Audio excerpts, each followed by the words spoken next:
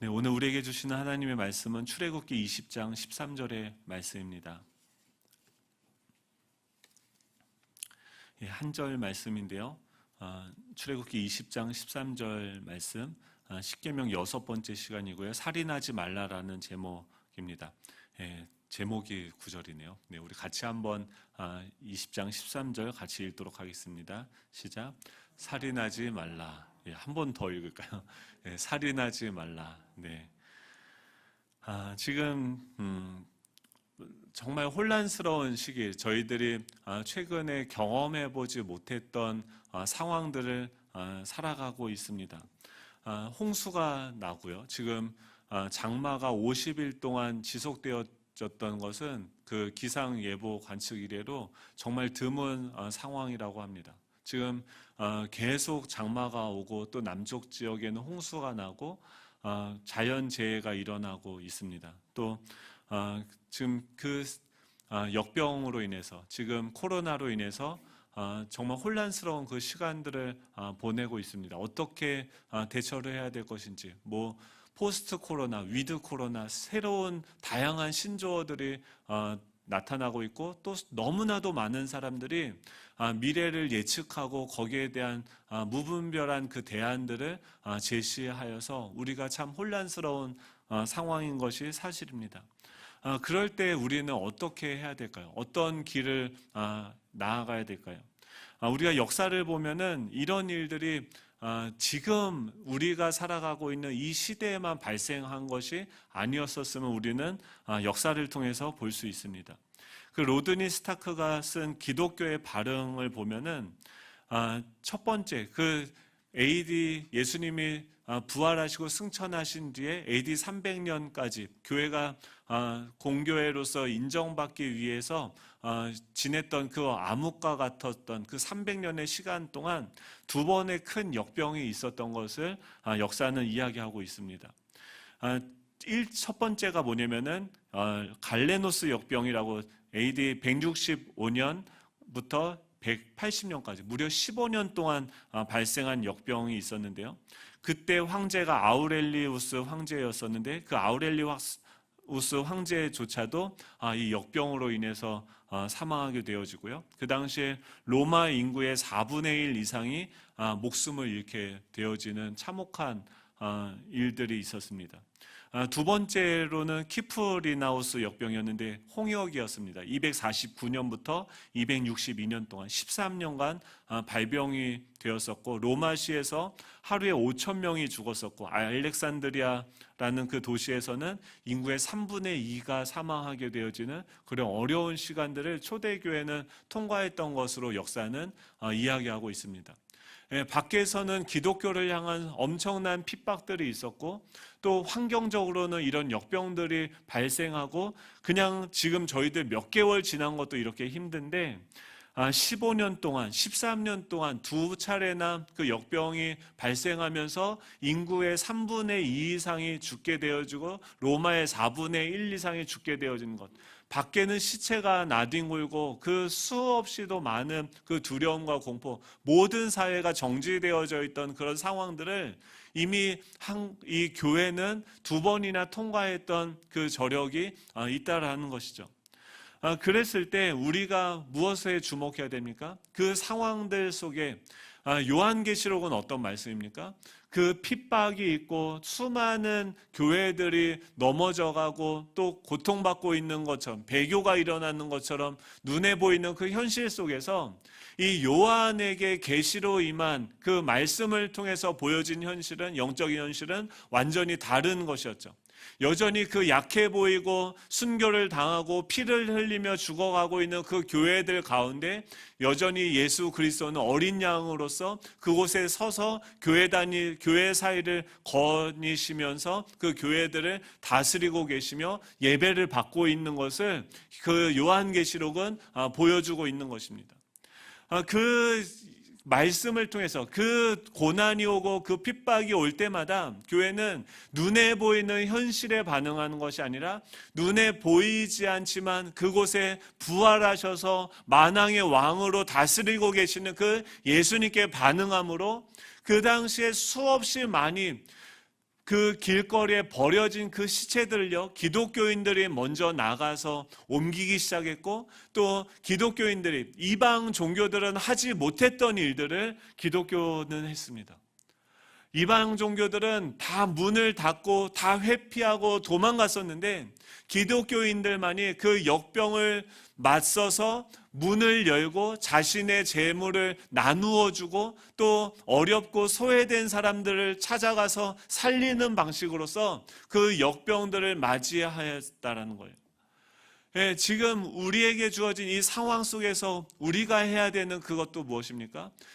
우리가 움츠려들고 뭔가 이렇게 숨고 피하는 것이 아니라, 이 상황 속에서 하나님께서 어떻게, 하나님이 기뻐하시는 뜻이 무엇인지, 이것을 통해서 하시는 일들이 무엇인지 우리가 점검해보고, 또 그 하나님을 예배하는 방식으로 이 고난을 통과해내야 한다라는 것이죠. 그 당시에 종교는 두 가지 질문에 답해야 되는데, 왜 이런 재앙이 일어났는가 하는 재앙의 원인에 대한 설명이었고, 두 번째는 재앙이 어떻게 대응하는가에 대한 모범을 제시했기 때문에, 오히려 그 초대교회 그 300년의 어둠의 시간들을 통해서 이 기독교는 나중에 이 로마의 3분의 2 인구가 기독교인이 되어질 수밖에 없을 정도로 급격하게 성장을 했던 것을 우리는 볼 수 있습니다. 그 성장의 비결이 무엇입니까? 부활의 능력이 교회 안에 있다라는 거죠. 이 초대교회는요, 이 숙제를 잘 풀었어요. 이 시험 문제를 잘 풀었습니다. 지금 우리도 이 시험 문제가 우리에게 왔죠. 이 재앙의 원인이 무엇인가, 또 그런 재앙들을 우리는 어떻게 잘 대응해야 되는지 하나님께 물어봐야 돼요. 그때와 지금은 많이 상태가 다릅니다. 교회가 사회를 병들게 한다고 목회자를 재수감하라고 어제 국민청원이 올라갔고요. 또 기독교를 종교의 탈을 쓰고 사회 안전을 해치는 존재로서 교회를 바라보고 손가락질을 하고 있습니다. 지금 그런 사회를 살아가고 있어요. 세상이 우리에게 뭐라고 댓글을 쓰냐면 기독교가 역병이라고 이야기를 하는 그런 시대가 되어졌다는 거예요. 왜 그런 손가락질을 당해야 되는지, 또 그 속에서도 왜 우리는 어떤 방식으로 이것을 대응해야 되는지 고민을 하지 않을 수가 없는 것입니다. 초대교회에서는 자신을 내려놓고 자신을 포기하고 자기 희생적인 모습으로 타인들을 살렸다고 한다면, 지금 교회가 보여줘야 될 그 모습들은 무엇입니까? 우리의 감정적인, 우리의 정서적인 만족과 우리를 충족하고 우리를 채우는 것에 집중하는 것이 아니라, 우리가 세상을 향한 그 신뢰를 회복하고 세상을 향해서 우리가 더 겸손하게 섬길 수 있는 그런 모습들을 우리가 적극적으로 찾아서 모색하고 그 길을 나아가야 되는 거죠. 이 십계명은, 하나님께서 우리에게 이 십계명을 주신 이유는 무엇입니까? 지금 이스라엘 백성들은 광야에 있어요. 이 광야는요, 길이 없습니다. 수도 많은 그 대안들, 그 방향들이, 그 길들이 사방에 널브러져 있어요. 그 속에서 이 십계명은 어떤 역할을 하냐면, 흑암과 혼돈과 공허가 공존하고 교차하는 그 복잡한 카오스적 그 세계 속에서 하나님께서는요, 우리가 나아가야 될 그 방향을, 표지판을 세워주셔서 우리로 하여금 나아갈 방향을 보게 하시는 거죠. 만약에 여러분 도로를 가는데 신호등이 없고 표지판이 없으면 어떤 일들이 일어날까요? 수많은 자동차들이 속도를 내고 달려가는데 자기의 속도가 빠른지 느린지도 사람들은 알지 못할 거고, 또 이 빨간불이 도로에 신호등이 없다고 하면 서로 빵빵거리고 사고가 나고 무법천지가 되어질 것이죠. 이 십계명은 우리 인생에게 하나님께서 주신 그 표지판과 같습니다. 이 살인하지 말라라고 하는 것이, 이 명령이 없다고 하면은 우리는 왜 살인하면 안 됩니까? 라는 그 질문에 답할 이유가 없죠. 만약에 진화론에서 이야기하는 것처럼 우리가 그냥 그런 무생물에서 진화해서 이런 존재가 되어졌다고 하면, 죽고 나면 소멸해서 없어지는 존재에 불과하다고 하면, 왜 그 소멸을 가속하게 하는 그 살인을 해서는 안 됩니까? 인간의 존엄성이 그냥 그 정말 아무것도 아닌 그것으로부터 출발했다고 하면, 인간이 가치가 없는 존재라고 한다면 우리가 지키고 아끼고 하는 그 인간의 그 존엄성에 대해서 우리가 이야기할 수 있는 그 모든 근거가 사라지게 되는 거죠. 이 성경은 살인하지 말라라는 이 명령을 통해서 인간의 존엄성을 이야기하고 있고, 인간의 생명을 보호하시기 위한 하나님의 표지판을 우리에게 보여주는 거죠. 간음하지 말라는 명령을 통해서 가정을 지키기 위한 안전장치를 보여주셨고, 도둑질하지 말라라는 명령을 통해서 인간의 재산을 보호하기 위한 안전장치를 세워두셨고, 거짓 증거하지 말라는 그 명령을 통해서 인간의 인격을 보호하시는 거죠. 우리의 인생을 향해서 달려가는 인생의 그 도로 가운데 이 신호등과 안내 표지판을 세워야 돼요. 하나님이 가라고 할 때는 가야 되지만 멈춰라고 빨간불이 켜지면 멈춰야 되는 거죠. 여러분들의 그 욕망을 향해서 달려가게 하는 그 마음의 경향을 멈출 수 있는 그런 신호등이 우리 가운데 세워지기를 간절히 소망합니다. 하나님께서요, 이 시간들을 통해서, 십계명을 통해서 우리 안에 신호등을 세우고 또 표지판을 세우고 경고등을 세우는 줄로 믿습니다. 속도가 빠르면요, 경고해야 돼요. 건널목이 오면 멈춰서 다른 사람들이 다치지 않을지 돌아봐야 됩니다. 어린이 보호구역에서는요 30km 이하로 속도를 줄여야 돼요. 왜 그렇습니까? 내가 원하는 대로 달려가는 것이 누군가에게 피해를 주고 누군가를 사망에 이르게 할 수 있는 그런 위험한 존재이기 때문에 우리에게 이 표지판이, 신호등이 필요하다는 것이죠. 오늘 우리에게 주시는 말씀은 무엇입니까? 살인하지 말라라고 하는 것입니다. 살인하지 말라, 이 말은 너무나도 분명한 말이죠. 이 말이 우리에게 제일 어려운 건 뭐냐면, 이 살인하지 말라는 말이 나에게 무슨 의미가 있는지 우리는 별로 이것이 나에게 나에게 해당되어지는 말씀이라고 생각하지 않는 그 어려움을 가지고 있는 구절인 거죠. 가장 큰 장애물은 살인은 나와 상관없는 단어라고 생각하는 것입니다. 여러분 살인을 안 하셨죠? 지난 한 주간 누군가 죽여보셨습니까? 주여, 네. 이게 생각보다 복잡합니다. 그러니까 살인이 무엇인가?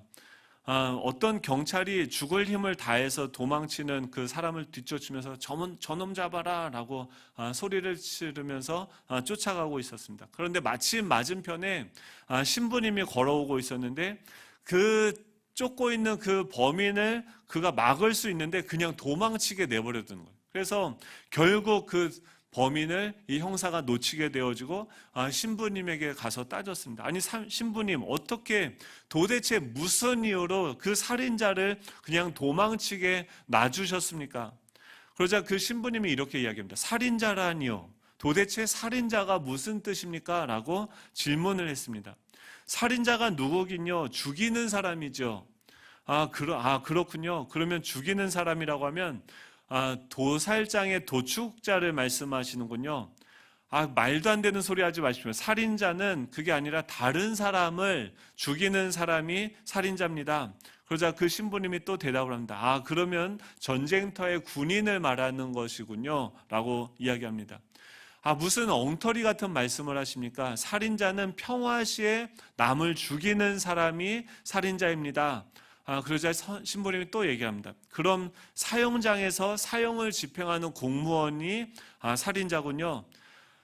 그게 아니라 살인자는 자기 집에서 남을 죽이는 사람을 말하는 것입니다 라고 하자, 그제서야 신부님은 뭔가 이해했다라는 듯이 말했다고 합니다. 이제 내가 확실히 알겠습니다. 왜 진작 병원 의사가 살인자라고 말씀하지 않았습니까? 라고 했는데 이럴 반응인 줄 알았습니다. 썰렁할 줄 알았어요. 웃으라고 한 건데. 그러니까 천주교에서 이 교리를 설명할 때 사용하는 농담인데요. 이 살인하지 말라라는 이 계명이 얼마나 복잡한지를 알려줘요. 군인들은요, 그러니까 우리가 전쟁에서 살인은 가능할까요? 우리는 우리 아들을 군대에 보내서 군대 가서 총을 들면은 됩니까? 안 됩니까? 누가복음 3장 14절에 보면 세례 요한과 군인이 대화를 합니다. 사도 세례 요한이 뭐라고 얘기하면 회개하지 아니하면 지옥불에 던져질 것이다라고 선포하자 군인들이 와서 그렇게 얘기합니다. 그럼 우리는 어떻게 무엇을 해야 됩니까? 라고 이야기했을 때 사람에게서 강탈하지 말며 거짓으로 고발하지 말고 받는 급료를 족한 줄로 알라라고 이야기합니다. 그 중에 뭐가 없냐면 군인에게 살인하지 말라라는 말은 하지 않았다는 거예요. 왜냐하면 군인을 통해서 더 큰 살인인 이 전쟁을 억제할 수 있기 때문에 군대가 필요한 것이죠. 낙태는 가능합니까? 불가능합니까? 법에도 예외 조항이 있죠. 낙태를 하면 안 되죠. 살인인 거죠. 그런데 성폭행을 당해서 원치 않는 그 임신을 당했을 때, 또 근친상간을 당했을 때, 또 장애가 발견되었을 때는 이 법에서도 예외 조항을 두어서 낙태를 허용하고 있는 것을 볼 수 있다는 거죠. 자살 문제도 마찬가지죠. 자살은 죄라고 성경에서 이야기하고 있습니다. 왜냐하면 생명의 주인이신 하나님의 자리에서 내가 생사 결정권을 갖게 되는 것으로서 명백한 죄라고 성경은 이야기하고 있습니다. 혹시 주변에 자살을 고민하고 있는 사람이 주변에 있다고 한다면 분명하게 이야기를 해야 돼요. 뭐라고 얘기해야 되냐면 우리는 모호하게 돌려서 이야기합니다. 극단적인 선택을 해서는 안 돼. 너 이상한 생각하면 안 된다라고 이야기하는데 그 전문가들은 뭐라고 얘기하냐면 분명히 너 자살하면 안 된다라고 분명하게 그 단어를 사용해서 경고하라고 이야기를 하고 있습니다. 왜냐하면은 그것이 가장 그에게 경각심을 주고 자살을 예방할 수 있는 방법이다라고 이야기하는데 그런데 우울증과 같은 또 정신적인 질병으로 자살을 하는 경우들이 있어요. 질병으로 인해서 아파서 또 그렇게 자기의 통제가 안 돼서 선택을 하는 경우들은 어떻게 합니까? 무조건 지옥에 간다라고 이야기를 할 수 있습니까? 이 살인하지 말라라고 하는 그 명령이요 굉장히 어렵습니다. 회복 불가능한 식물 인간에게 의학적인 수단으로 생명을 연장하는 것이 옳은가? 아니면 그냥 내버려 두는 것이 옳은가? 사형제도는 어떠한가? 이 살인하지 말라라는 이 조항을요 구체적으로 들어가면 굉장히 복잡하고 어려운 문제인 것으로 볼 수 있습니다. 그런데 지금 다뤘던 이 내용들은요 다 그 어떤 열매들이고 격가지들인 거죠. 예수님은 거기다 한술 더 떠서 뭐라고 얘기하면 마태복음 5장 21절 22절인데요. 우리 같이 한번 읽어보도록 할까요? 자막을 준비했는데요. 마태복음 5장 21절 22절입니다. 같이 읽겠습니다. 시작. 옛사람에게 말한 바 살인하지 말라. 누구든지 살인하면 심판을 받게 되리라 하였다는 것을 너희가 들었으나 나는 너희에게 이르노니 형제에게 노하는 자마다 심판을 받게 되고 형제를 대하여 라가라 하는 자는 공회에 잡혀가게 되고 미련한 놈이라 하는 자는 지옥불에 들어가게 되리라. 지금 여기서 얘기하는 예수님이 거기서 뭐라고 얘기하시냐면 지금 이 출애굽기 옛 사람에게 말한 바 살인하지 말라라는 것은 누구든지 살인하면 심판을 받게 되리라 하는 것은 너희가 들었다라고 이야기합니다. 그러니까 살인하지 말라는 것은 구약에서 이미 얘기했던 너무나도 명백한 사실이다라는 걸 너희들이 아는데 나는 너희들에게 이르노니 형제에게 노하는 자마다 심판을 받게 되고 형제를 대하여 라가라 하는 자는 공회에 잡혀가게 되고 미련한 놈이라 하는 자는 지옥불에 들어가게 되리라 라고 이야기합니다. 지금 이 물리적인 살인, 간접적인 살인, 또 그들의 마음의 어떤 소망을 꺾어버리는 그들의 혼적인 살인을 뿐만이 아니라 지금 말로써 두 가지 영역에서 하는 거죠. 마음으로 형제를 향해서 노하는 것도 이 살인과 같다는 것이고 또 형제를 향해서 라가라고 하는 그 우리의 마음의 영역에서 또 이 언어의 영역에서 노하는 것 또 미련한 놈이라. 라가라는 것은 뭐냐면 무가치한 존재라고 얘기하는 거예요. 쓸모없는, 너는 쓸모없는 존재야 라고 이야기하는, 그것이 그 당시에 그렇게 심한 욕이 아니었어요. 근데 상대방을 폄하하고 그를 쓸모없고 무가치한 존재라고 그냥 이야기하는 것도 어떤 결과를 나타나냐면 심판을 받게 되고 공회에 잡혀가게 되고 지옥불에 들어가게 될 것이다라고 예수님이 해석을 하고 있다라는 거예요. 그럼 얼마나 심각한 문제입니까? 다른 사람을 향해서, 형제는 누구예요? 가까운 사람이죠. 그 가까운 사람을 향해서 내가 분노하고 그 사람에게 대해서 쓸모없는 존재라고 이야기하는 것만 해도 우리는 어떻게 해요? 지옥불에 가고 공회에 잡혀가고 심판을 받게 되어진다는 거예요. 그렇기 때문에 지금 이 성경에서 말하는 살인하지 말라라는 이 계명은 하나님께서 우리에게 어떤 표지판으로서 우리 인생이 어느 방향으로 어디에 뿌리를 내리고 살아가야 되는지, 우리의 마음이 어디에 뿌리를 내리고 우리의 언어가 어디에 뿌리를 내려고 그 마음의 생각의 결과로 행동을 하고 말을 해야 되는지를 우리에게 그 방향을 알려주는 표지판과 같이 제시하고 있는 것이죠. 살인이라는 행동은 어디서부터 출발합니까? 이미 그 마음속에 그 상대를 미워하는 그 분노라는 그 뿌리로부터 출발하게 되어진다는 거예요. 사랑하는 성도 여러분, 여러분들의 그 마음의 이 정원은 어떻습니까? 제가 이번에 휴가를 갔다 와서 수요일날 왔어요. 수요일날 와서 본당에 들어오고 교육관에 들어갔는데 보니까 3일 동안 저희가 매일 문을 열었다가 닫았다가 환기를 시키고 뭐 하는데 3일 동안 그 환기를 안 시켰더니 곰팡이가 생기고 습기가 생기고 눅눅해지는 거예요. 그래서 나머지 3일은 곰팡이와 씨름하느라 보냈어요. 환기가 안 되면요, 영혼도 마찬가지예요. 영혼도 이게 닫혀서 환기가 되어지지 않으면 그 안에 습기가 차고 냄새가 나고 꿉꿉해지는 거죠. 저 앞에 저희들 바닥 공사를 하지 않았습니까? 그때 뭘 했냐면 그 타이어들이 남는 게 있어서 타이어로 계단을 만들었어요. 저 밑에 쪽으로 내려갈 수 있는 계단을 만들었는데 갔다 와서 주차를 하고 이렇게 그 계단을 내려보니까 거기 계단이 없어졌어요. 완전히 숯불로 다 덮였는데 그 숯불이 가시 잡초인데 어떻게 되게 그 겉에 가시들이 있더라고요. 그 가시들이 다 덮어서 그 계단, 그 밑으로 내려가는 길이 사라지게 된 거죠. 왜 그렇습니까? 우리 마음이라는 그 정원에도 우리가 잘 다스리고 잘 관리하지 않으면, 이 정원을 그냥 내버려 두고 방치하면 우리 마음에서 잡초가 일어나고 자라가서 이 길이 없어지고 가시가 돋친 그 잡초로 말미암아 길을 걸어 하나님의 길이 사라지는 거예요. 우리의 영혼이 닫혀서 환기가 되어지지 않아서 그곳에 곰팡이가 피고 습기가 차고 냄새가 나게 되어지는 거예요. 이 마음의 상태가 어떠하느냐에 따라서 어디에 뿌리를 내리고 어떻게 그 생기가 환기가 되어지느냐에 따라서 그 마음이 어떻게 해요? 살인을 하는 열매를 맺을 수도 있고 생명을 낳게 하는 생명의 복의 통로로 쓰임받을 수도 있다는 거죠. 이 십계명은 무엇을 보여주는 거냐면 우리의 마음을 살피게 하는 그 엑스레이와 같은 거죠. 하나님의 진단 도구인 거죠.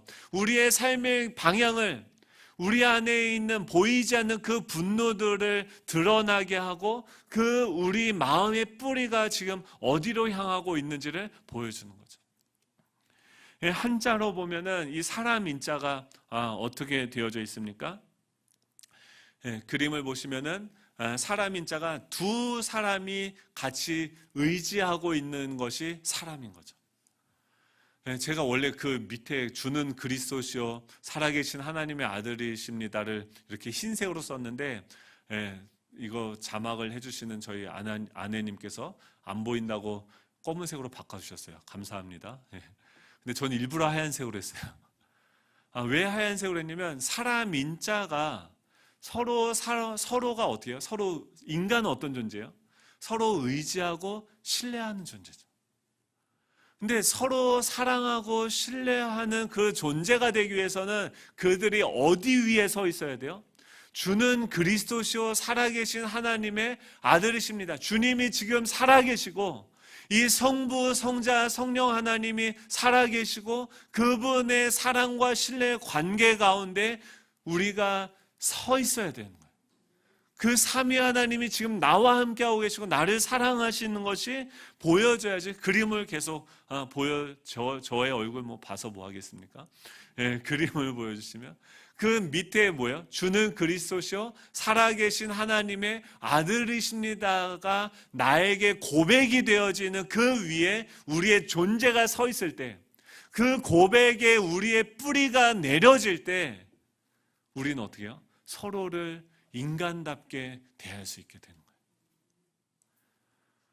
근데 언제 그 인간성이 파괴되어지고 분노가 일어나게 되어집니까? 그 다음 거 보시면 불화자예요. 불화자는 뭐냐면 분노가 뭐예요? 불이 나죠. 마음에 화가 생기죠.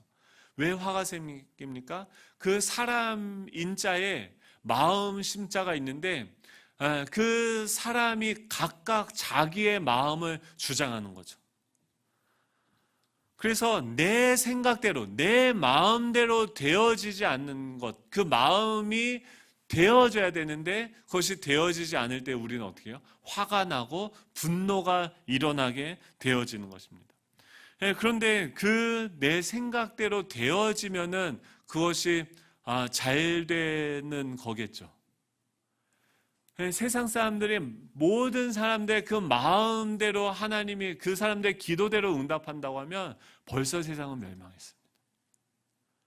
우리가 기억해야 되는 것은 뭐냐면 우리의 마음, 우리의 생각은 이 예전에 타락했던 그 옛 본성의 흔적들이 남아있기 때문에 우리의 생각과 마음은 계속해서 선한 영향력으로 우리를 이끌어가는 것이 아니라 사망의 곳으로 누군가를 살리고 세우는 곳이 아니라 누군가를 죽이고 넘어뜨리는 방향으로 상처를 주는 방향으로 나아가는 그 경향이 우리 안에 작동하고 있다는 것을 기억해야 되는 거죠.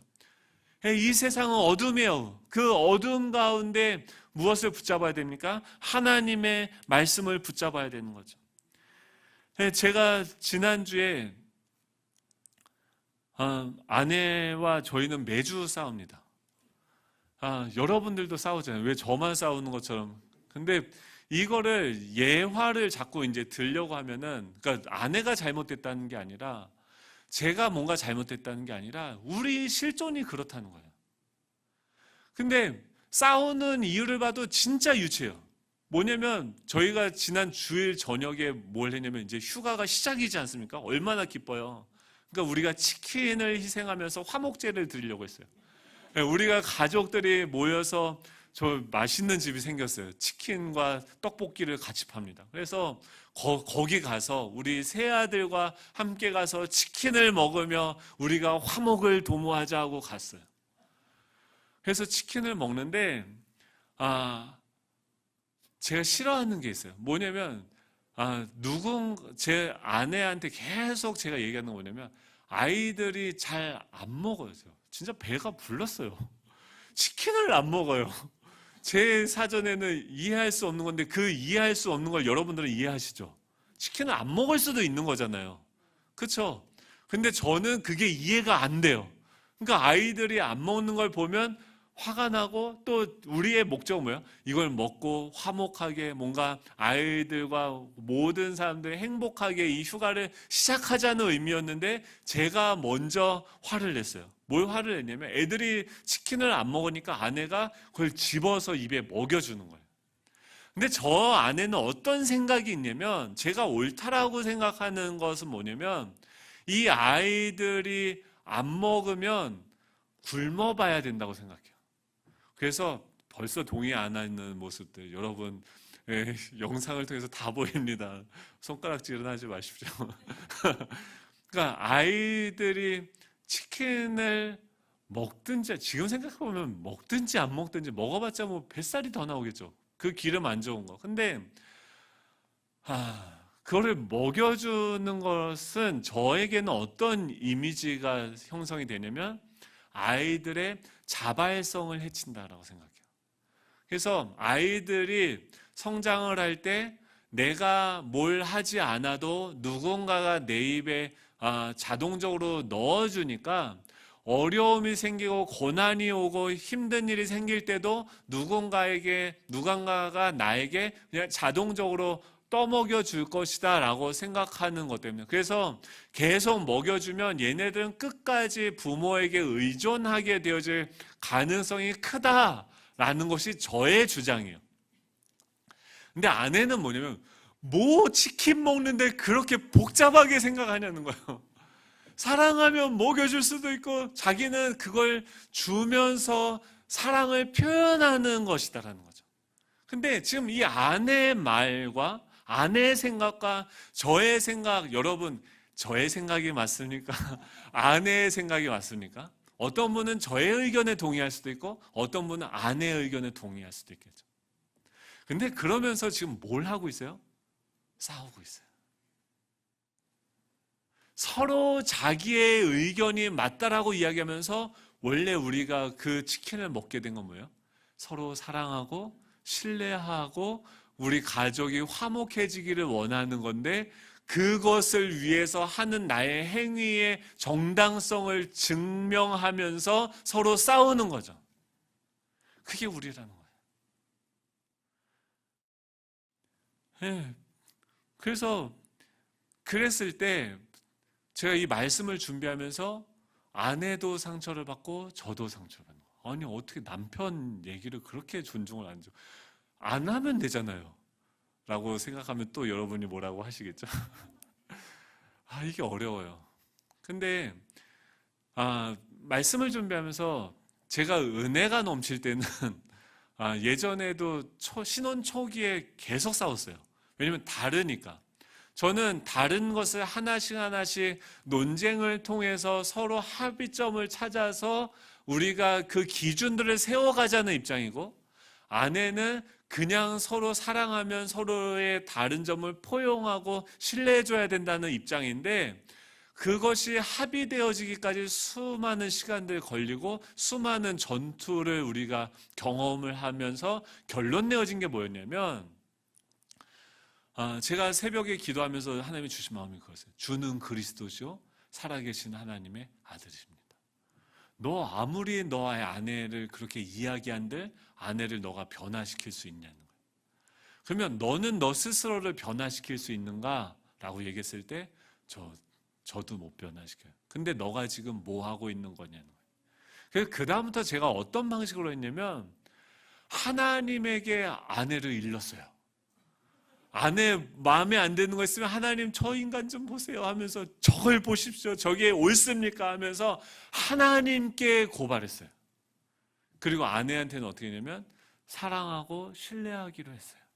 왜냐하면 하나님이 지금 그곳에 계시고 하나님이 그녀의 주인이 되시고 그녀의 목자가 되셔서 인도하고 계시다라는 것을 하나님을 신뢰했기 때문에 그 아내를 믿을 수 있는 거죠.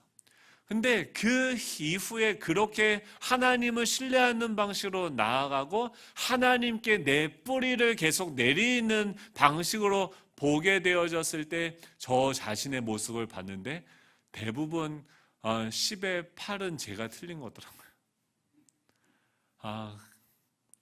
아무튼 심심한 사의를 표합니다. 잘못했어요. 그런 거죠. 우리에게 분노와 이 살인, 이 분노가 우리 마음에 싹트고 잘라 오를 때, 첫 번째 우리의 마음이 답답하고 화가 날 때, 마음의 온도가 올라가면 우리가 선제적 방역 조치를 취해야 돼요. 첫 번째가 뭐냐면 우리의 마음의 상태에서 선제적 방역 조치를 취할 게 뭐냐면 마음의 온도가 올라간다고 하면 어떻게 됩니까? 에어컨을 켜셔야 돼요. 마음의 온도가 올라가면 에어컨을 켜십시오. 마음이 가는 대로, 온도가 열나는데 화가 나는데 그 마음이 가는 대로 하면 안 돼요. 이 영혼의 창문을 열고 환기를 시키셔야 돼요. 잠언서 4장 23절에 보면 이렇게 이야기합니다. 왜 마음이 얼마나 중요하냐면 같이 읽어볼까요? 잠언서 4장 23절입니다. 시작. 모든 지킬 만한 것 중에 더욱 내 마음을 지키라. 생명의 근원이 이에서 남이니라.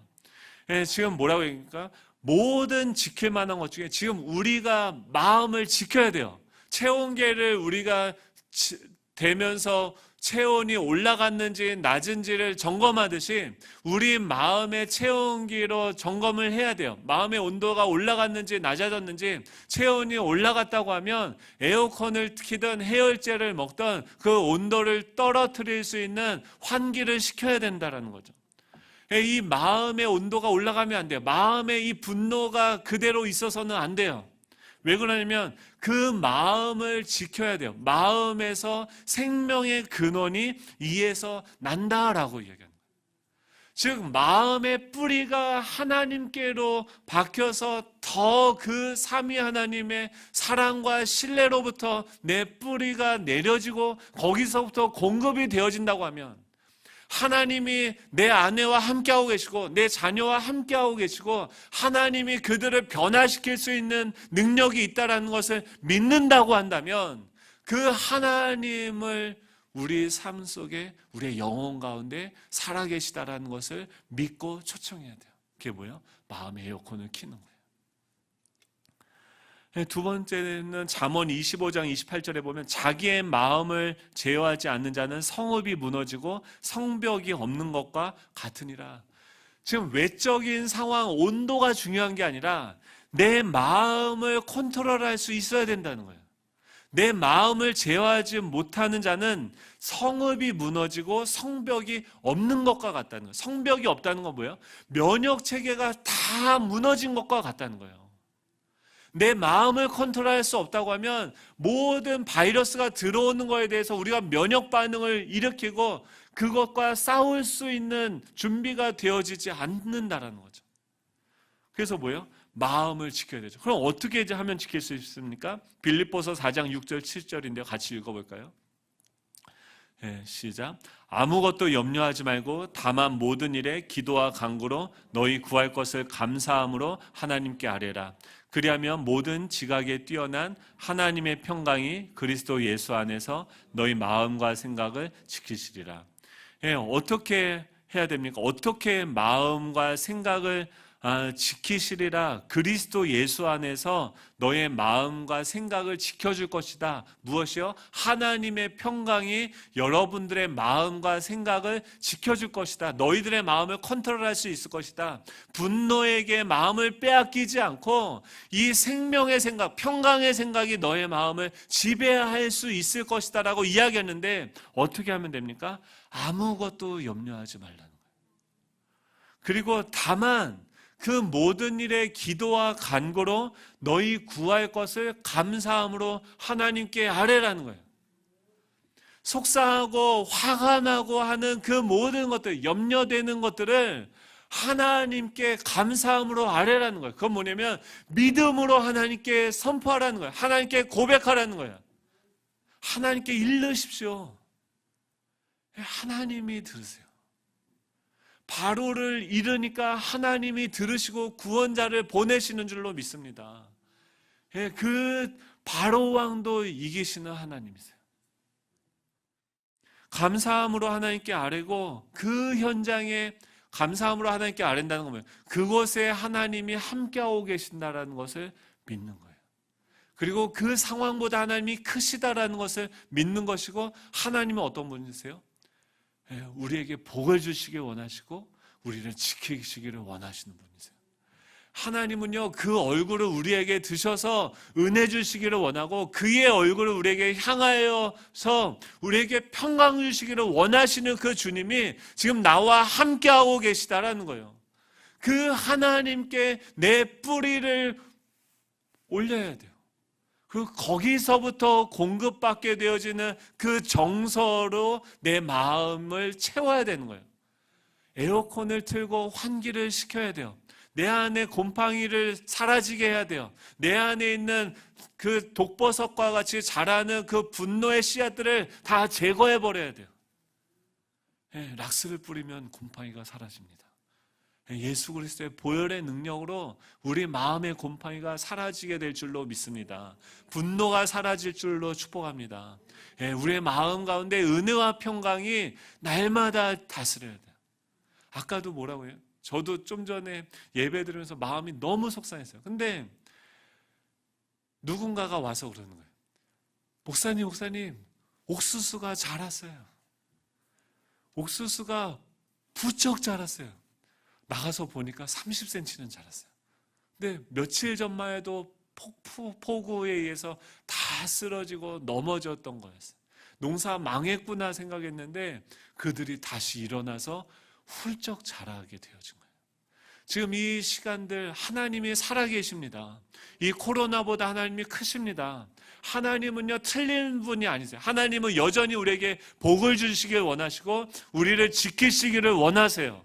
그런데도 불구하고 이런 일들이 일어나고 수없이 많은 장소들이 있는데 유독 교회에서 이런 일들이 전파되는 사례들이 발생한다는 것은 하나님이 교회를 지금 수술하고 계시는 것을 믿으시기 바랍니다. 우리 안에 있는 잘못된 가라지와 같은 잡초와 같은 것들을 우리가 다 수술해야 돼요. 세상 사람들이 이야기하는 것을 아프지만 들어야 돼요.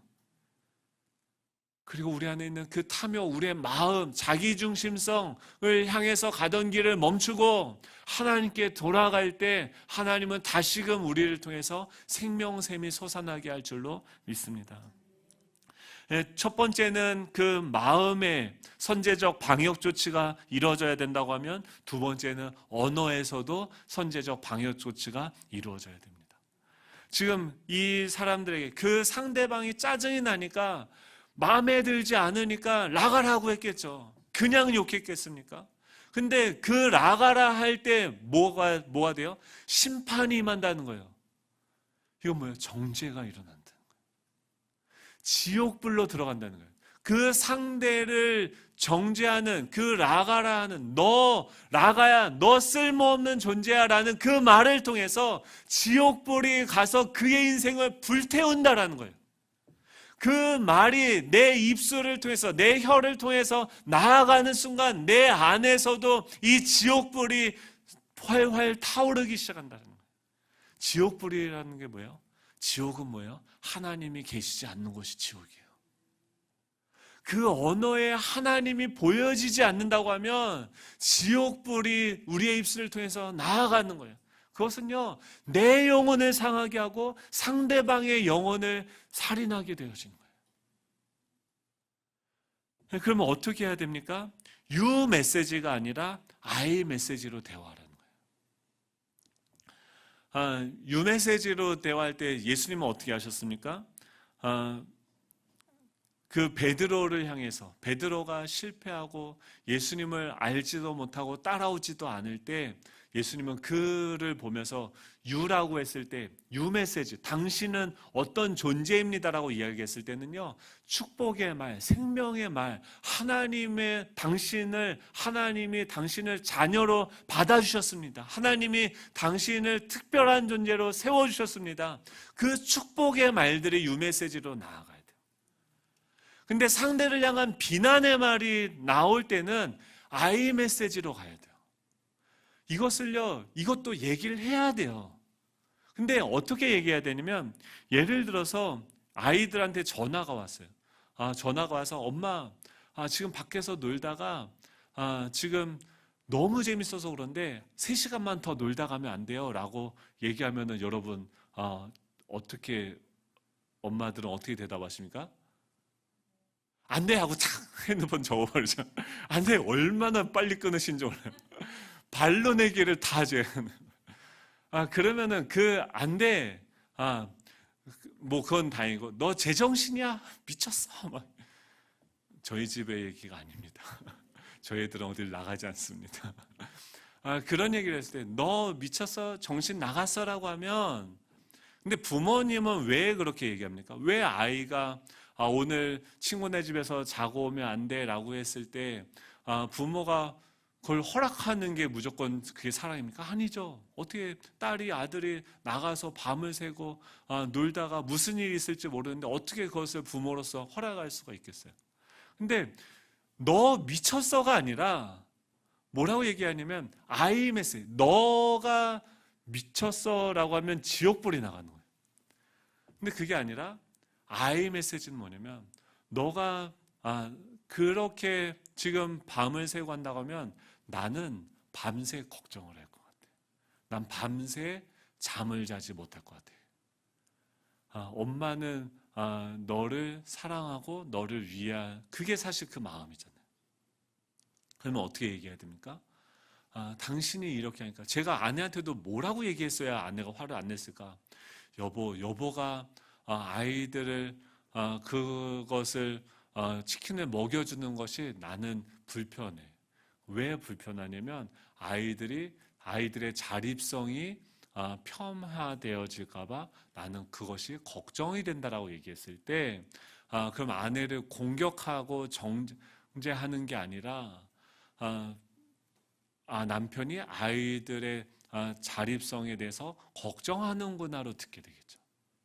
그러니까 우리가 말을 전할 때 그 상대방이 나의 언어가 어떤 방식으로 들려질지에 대해서 고민하고 상당히 고민하고서 그 이야기를 신중하게 내뱉어야 된다는 거예요. 그 말은 어떻게, 야고보서에는 뭐예요? 불과 같다는 거예요. 인생을 수레바퀴에 비유하는데 그 불에 따라서 불이 가서 그 인생이라는 수레바퀴를 활활 다 태워버리고 소멸시킬 수 있는 그 위험을 가진 것이 우리의 혀라는 것이죠. 그렇기 때문에 이 살인하지 말라라는 그 계명 가운데 인간의 존엄성, 그의 존재를 인정하고 살리는 존재가 되라고 하는 말은 우리의 마음을 잘 컨트롤해야 될 뿐더러 무엇을 컨트롤해야 됩니까? 우리의 언어를 컨트롤해야 된다는 거예요. 네, 축복의 언어를 내뱉는 우리 자녀들을, 또 우리 주변에 있는 사람들 축복하는 저와 여러분이 되기를 간절히 소망합니다. 아까 뭐라고 했어요? 잘 되고 있습니다. 네, 선포하는 거예요. 한번 따라해 볼까요? 잘 되고 있습니다. 네, 잘 되고 있어요. 네, 하나님이 지금 일하고 계시기 때문에 잘 되고 있는 거예요. 예수님이 얼마나 믿음이 좋으시냐면 베드로한테 뭐예요? 너가 요한의 아들 시몬이니 장차 개바가 될 것이다 라고 축복하셨어요. 예수님을 알지도 못하고 따르지도 못하고 여전히 옛사람의 습성대로 살아갔는데, 예수님이요 얼마나 믿음이 뛰어나시냐면요, 이 베드로가 자기를 배신하고 자기 먹고 살겠다고 자기 원래 옛 직업으로 돌아간 그곳까지 찾아오셔서 뭐라고 하냐면, 내가 너를 사랑하고 내가 너에게 내 양을 맡긴다라고 말씀하세요. 네, 그게 뭐예요? 주님이세요. 주님이 베드로를 믿었을까요? 아니에요. 베드로와 함께하고 계신 그 성령님을 믿으신 거예요. 네, 우리 또 이 축복을 할 때 그 영혼들이 살아나는 줄로 믿습니다. 네, 살리는 말을 하셔야 돼요. 마지막으로 세 번째 선제적 방역 조치, 세 번째는 뭐냐면 이 분노의 에너지요. 이 활활 타오르는 누군가를 살인하려고 하는 그 에너지를 어떻게 해야 됩니까? 살리는 긍정의 에너지로 변환시켜야 된다라는 거예요. 그것은 뭐냐면 이 사도행전 1장 8절에 뭐라고 하면, 오직 성령이 너에게 임하시면 너희가 권능을 받고 예루살렘과 온 유대와 사마리아와 땅끝까지 이르러 내 증인이 되리라 하시니라 라고 얘기해요. 우리의 마음이 변하고 우리의 언어가 변화되어질 수 있는 그 능력이 어떻게 임할 수 있습니까? 오직 성령이 우리에게 임하여야지 우리의 마음이 살아나는 거예요. 우리의 언어가 변화되어지는 거예요. 성령은 무엇을 하십니까? 우리 가운데 계시는 그 초대교회의 핍박과 그 박해가 있는 그 상황 가운데 성령님이 임하니까 그 교회들 가운데 거니시는 예수 그리스도의 모습이 보여지는 거예요. 그러니까 그 상황에서도 내 마음이 살아나는 거고, 그 상황 속에서도 하나님의 말씀을 요한은 선포할 수 있었던 것입니다. 어떻게요? 오직 성령이 우리에게 임하시는 공동체가 되기를 축복합니다. 우리의 이 분노의 에너지를 성령의 에너지로 바꾸기를 축복합니다. 화가 나고 막 미칠 것 같은 그 에너지의 방향을 틀어서 하나님께 나아가시오. 하나님께 부르짖으십시오. 하나님께 감사하며 여러분들의 구할 것을 하나님께 기도와 간구로 아뢰십시오. 하나님의 다이너마이트와 같은 그 능력의 말씀이 여러분들에게 임할 줄로 믿습니다. 이번 저희들이 이 영상 예배로 전환했지만 이 한 주간 혹은 두 주간의 이 시간들은 이 분노의 에너지, 이 절망의 에너지, 이 염려의 에너지를 긍정의 에너지로 바꾸는 시간들로 사용하기를 간절히 소망합니다. 각자의 자리에서 기도하시기 바라요. 기도의 시간들. 지금이 너무나도 좋은 우리의 영적인 점수를 새겨볼 수 있는 좋은 시간입니다. 여러분, 정말 우리가 다 떨어져 있지만 내일 원하시면 새벽 예배를 그 온라인으로 드릴 수도 있을 것 같아요. 그러면은 그 장치가 된다고 하면 그 시간에 여러분 각자의 자리에서 저희들이 아무도 보지 않는 그 골방에서 여러분들의 문제의 그 핵심인 그곳에서 여러분들이 이 분노의 에너지를, 절망의 에너지를, 사망의 에너지를 긍정의 에너지로 바꾸는 그 기도의 역사가, 이 성령의 기름 부으시는 그 역사가 여러분들이 있는 그곳에서부터 전환되어지기, 변환되어지기를 간절히 소망합니다. 저희들이 아무것도 안 하는 게 아니라 이 세상을 위해서 우리가 기도해야 돼요. 성령의 능력이 우리에게 필요합니다. 우리의 마음의 변화가 필요합니다. 우리의 언어의 변화가 필요합니다. 선제적인 이 방역 조치를 통해서 이 코로나라는 바이러스를 우리가 없애듯이 이 세상에 오는 그 사단의 그 괴계와 맞서 싸워 승리할 수 있는 전투하는 교회가 되기를 간절히 소망합니다. 우리 이 찬양할 텐데요. 처음에 왔을 때 교회에 왔을 때 이 찬양 많이 했었죠. 예전에 이 개척하기 전에 그때 불안하면서 정말 어떻게 이 개척이 진행이 되어지고 했을지 그 예수양남교회에서 모여서 준비 기도회할 때 이 꽃들도 찬양을 참 많이 불렀습니다. 근데 그때 어땠습니까? 어떻게 정말 이 절망적인 그 현실 가운데, 눈에 보이지 않는 그 현실 가운데, 어둠 가운데 앞으로 어떻게 이게 진행이 되어질지 두려웠어요. 근데 지금 보십시오. 이 예배당을 보세요. 얼마나 아름다워졌어요.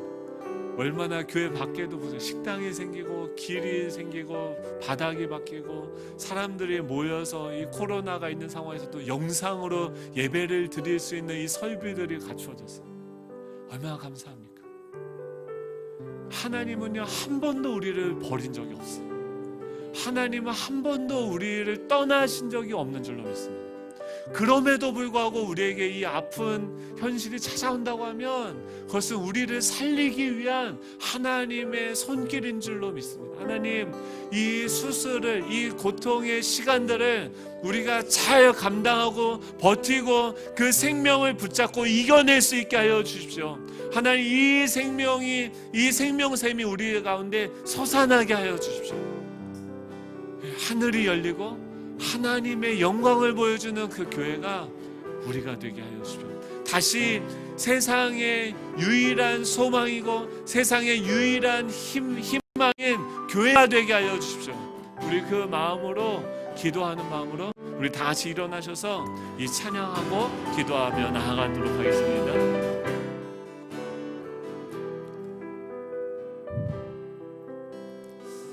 하나님 아버지, 감사드립니다. 주님께서 여전히 살아계시고 주는 그리스도시고 살아계신 하나님의 아들로서 지금도 우리와 함께하고 계시며 우리를 다스리고 계시는 줄로 믿습니다. 주님, 우리의 마음과 우리의 생각을 온전히 주님께 의탁드립니다. 주님이 다스려 주시옵소서. 생명의 씨앗들이 뿌려지고 자라가고 열매 맺게 하여 주시옵소서. 우리의 언어를 주님 점검합니다. 우리의 언어가 생명의 언어가 흘러갈 수 있게 하여 주시고, 아버지 상대를 정죄하는 것이 아니라 아이 메시지로 나의 감정을 이야기하고, 아버지 서로를 배려할 수 있는 그 언어들, 서로를 나아가 축복할 수 있는 언어들이 우리를 통해 흘러갈 수 있도록 주님 인도하여 주시옵소서. 이를 통하여서 성령님 우리에게 능력을 허락하여 주시옵소서. 생명의 능력이 흘러갈 수 있는 그 능력이 아버지 성령의 충만하심으로 말미암아 우리 가운데 부어질 수 있도록 주님 축복하여 주시옵소서. 이번 한 주간도 주님과 동행하며 아버지 나아가기를 원합니다. 수많은 늑대 때와 같은 것들이 하나님 우리의 마음을 빼앗아가려고 합니다. 그때마다 마음을 지키게 하여 주시고 하나님의 나라를 잃어버리지 않도록 주님 함께하여 주시옵소서. 감사드리며 예수님의 이름으로 기도드립니다. 아멘. 이제는 우리 주 예수 그리스도의 은혜와 하나님의 극진하신 사랑하심과 성령님의 내주하심, 교통하심, 충만케 하심, 하나님의 생명을 증거케 하시는 성령님의 역사하심이 이곳에 모여 생명의 통로로서 쓰임받기를 위해 우리 자신을 내어드리는 모든 예수정황교회 성도님들 머리 위에, 가정과 자녀와 사업과 직장과 학업 위에 이제로부터 영원토록 함께 하시기를 간절히 축원하옵나이다. 아멘.